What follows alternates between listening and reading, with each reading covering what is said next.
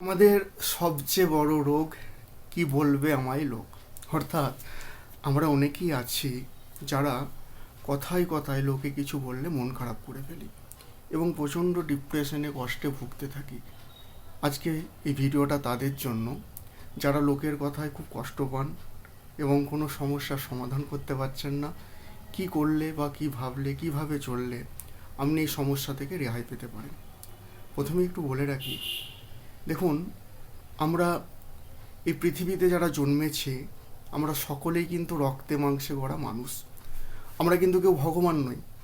আমাদের মধ্যে দোষ ত্রুটি ভুল ভ্রান্তি এই সমস্ত কিছুই থাকবে। যদি আমি সব কিছু দোষমুক্ত হয়ে যাব, হয় তাহলে আমি মহাত্মা কিংবা কোনো দেবতা বা ঈশ্বর বা মহাপুরুষ। এটি কিন্তু আপনাদেরকে প্রথমে ভাবতে হবে। যেহেতু রক্তে মাংসে গড়া মানুষ, আমাদের তো প্রচুর দোষ থাকবে। আচ্ছা, এই যে রাগানো বা আপনার সমালোচনা করা বা আপনি যাদের কথায় মন খারাপ করেন, এই মানুষগুলো আসলে কারা?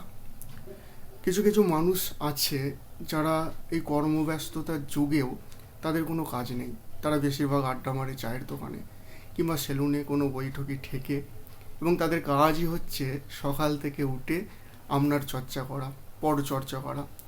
এই সমস্ত মানুষগুলোর জন্য আপনাদের অনেক সময় জীবন অতিষ্ঠ হয়ে পড়ে। আপনি কিছু একটা করতে যাচ্ছেন, আপনাকে বাধা দিচ্ছে। এরপর আপনাকে করতে হবে কি? কিচ্ছু না, শুধু আপনার ভাবনার জগৎটা একটু পরিবর্তন করে দিন। দেখবেন আপনি কিন্তু এই সমস্যা থেকে অনেকটা বেরিয়ে গেছেন। অনেকটা কেন, পুরোপুরি বেরোতে পারবেন। কি করতে হবে? প্রথম যেটা করতে হবে, আপনি ভালো করে লক্ষ্য রাখুন যারা আপনার নামে সমালোচনা করছেন তারা কি মহাপুরুষ? তারা কি কোনো পুণ্যাত্মা? তারা কি রামমোহন বিদ্যাসাগর কিংবা বিবেকানন্দের সমতুল্য কোনো ব্যক্তি? মোটেই না বন্ধু। যারা সমালোচনা করছে তারাও কিন্তু প্রচুর দোষে দুষ্ট। দেখুন, যিনি প্রকৃত সমালোচনা করেন বা আপনার দোষ ত্রুটি ধরেন, তার কাজ হবে, যদি সঠিকভাবে আপনার ভালো চান, আপনাকে আড়ালে ডাকবে। হয়তো আমার ভুল ত্রুটি আছে, থাকতেই পারে। আমি প্রথমেই বললাম আমরা ভুল করি। ভুল করাটাই হচ্ছে আমাদের মানুষের ধর্ম। ভুল আমরা করবই, আমরা ঠিকও করব, আমাদের ভুলও থাকবে। ভুল না হলে তো আমরা মানুষ হতে পারবো না। সে আপনাকে আড়ালে ডেকে আপনার যে দোষ বা ত্রুটি সেটা সম্পর্কে সে সংশোধন করে দেবে। গঠনমূলক যেটা সমালোচনা আমরা বলি। কিন্তু বাস্তবে দেখা যায় তারা কিছু একটা বলে দিল আড়াল থেকে, বা আপনার সামনে কিছু বলে দিল, আপনি কিছু প্রতিবাদ করতে পারলেন না, কিছু বলতে পারলেন না, আপনি প্রচণ্ড হতাশ হলেন, ডিপ্রেশন হলেন এবং মনে মনে কষ্ট পেতে লাগলেন যে আমাকে লোকে এটা বলছে, এটা বলছে, এবং এটা নিয়ে আপনার মধ্যে একটা আলাদা জগৎ তৈরি হয়ে যায়। আপনি কিন্তু খুব কষ্ট পেতে থাকেন। প্রথমেই দেখুন, যে সমস্ত মানুষগুলো আপনার সমালোচনা করছেন, আপনাকে কষ্ট দিচ্ছেন, তাদের জীবনীটা একবার দেখুন দিনই। দেখবেন তাদের বাড়ির ছেলেমেয়েরা প্রচুর বাজে কাজ করছে। মেয়ে হয়তো দেখা যাচ্ছে একটা খারাপ ঘটনায় ধরা পড়ে গেছে, ছেলে হয়তো দেখা যাচ্ছে মদমাতাল বা তেমন একটা অনেক ঘটনা ঘটে। তাদের ঘরের ছেলে মেয়ে ঠিক নেই, আর আপনাকে সে সংশোধন করবে? কিভাবে পারে? কিংবা যে মানুষটা বলছে তার চারিত্রিক বৈশিষ্ট্য আপনি লক্ষ্য করুন, সার্টিফিকেট আপনাকে সেই দিতে পারবে যদি সেই মানুষটা ভালো হয়। বাস্তবে দেখা যায় নিজের ঘরের ছেলে মেয়ে ঠিক নেই, সে পরের ঘরের ছেলে মেয়েকে সংশোধন করতে ব্যস্ত। আবার এক ধরনের মানুষ আছে, বেশি দূর পড়াশোনা করেনি, মাধ্যমিক পাস কি 5 পাস কি 7-8 পাস, এদিকে সে ব্যতিব্যস্ত হয়ে পড়েছে আপনার কোন কোর্সটা করা উচিত, আপনার মাধ্যমিকে এই রেজাল্ট কেন হলো, উচ্চ মাধ্যমিকের পর কী নিয়ে পড়বেন, এই সাবজেক্টে পড়া ভালো, এই সাবজেক্টটা ভালো নয়। সে কিন্তু এত কিছু জানে না। আপনি তাদের কথায় লাফিয়ে উঠলেন। কেন উঠবেন? আপনি পরামর্শ তার কাছেই নেবেন যে যে বিষয়টা সম্পর্কে জানে। একটা শিক্ষিত মানুষ, অবশ্যই তার কাছে যান যে কী বিষয়টা নিয়ে পড়াশোনা করলে ঠিক হবে। কিন্তু আপনি নাচছেন সেই 5 পাস কিংবা 8 ফেল কিংবা মাধ্যমিক ফেল একটা লোকের কথা শুনে।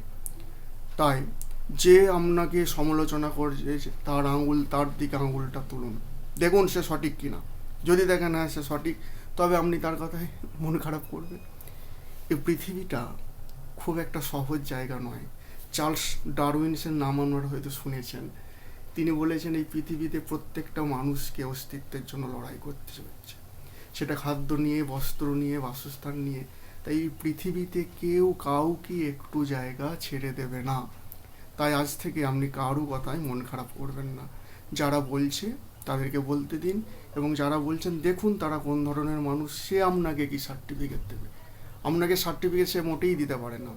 তার আজ থেকে আপনাকে যেটা করতে হবে, কারো কথায় লাফানো চলবে না, নাচা চলবে না, চুপচাপ থাকবেন। আরেকটা জিনিস করবেন, সেটা হচ্ছে একটু কথা বলা কমিয়ে দিন। কথা বলা বলতে অবশ্যই সমাজে মিশতে হলে কথা বলতে হবে, কিন্তু যারা এই ধরনের কথা বলছে তাদের কাছ থেকে একটু দূরত্ব তৈরি করুন। মানুষের সঙ্গে মিশতে হবে, সে কথা আমি বারণ করছি না, কিন্তু আপনি কি নিজেকে সস্তা করে দিয়েছেন সবাইকার কাছে? একটু নিজের মুখটা সংযম রাখুন, একটু দূরত্ব তৈরি করুন। যাদের সাথে আপনাদের ভাবে মেলে, মানে আপনার মনের মিল হয়, তাদের সাথেই মিশুন। সবাইকার কাছে ভালো হতে যাবেন না। কারো কাছে নিজেকে বড়াই করার দরকার নেই, নিজেকে প্রমাণ করার দরকার নেই। আপনার যোগ্যতা কী, আপনার কোয়ালিটি কী, আপনার পসিবিলিটি বা সম্ভাবনা কী, দরকার নেই। দেখবেন আস্তে আস্তে ভালো থাকতে শিখে যাবেন। নিজেকে ভালোবাসুন। এই পৃথিবীতে এতটাই স্বার্থপর জায়গা, আপনি মরে গেলেও সমাজের কিছু যায় না। আপনি মরে যাবেন, কারো কিছু যায় আসে না। সবচেয়ে ভালোবাসতে হবে নিজেকে। সমাজের জন্য অবশ্যই কাজ করতে হবে, কিন্তু যে সমস্ত মানুষগুলোকে ক্ষতিকর মনে হবে তাদের থেকে এড়িয়ে চলাই ভালো। দেখবেন আস্তে আস্তে আপনি অনেকটা নিজেকে উন্নত করতে পেরেছেন। তখনই আপনার মনে হবে যে কে কি বলল, আমাদের যে সবচেয়ে বড় রোগ, কি বললো আমায় লোক, কারও সার্টিফিকেটের দরকার নেই। আপনি নিজের জায়গায় ঠিক হন। পারলে স্বামী বিবেকানন্দ, রামকৃষ্ণ পরমহংসদেব, ভগবদ্গীতা এই ধরনের বই পড়ুন।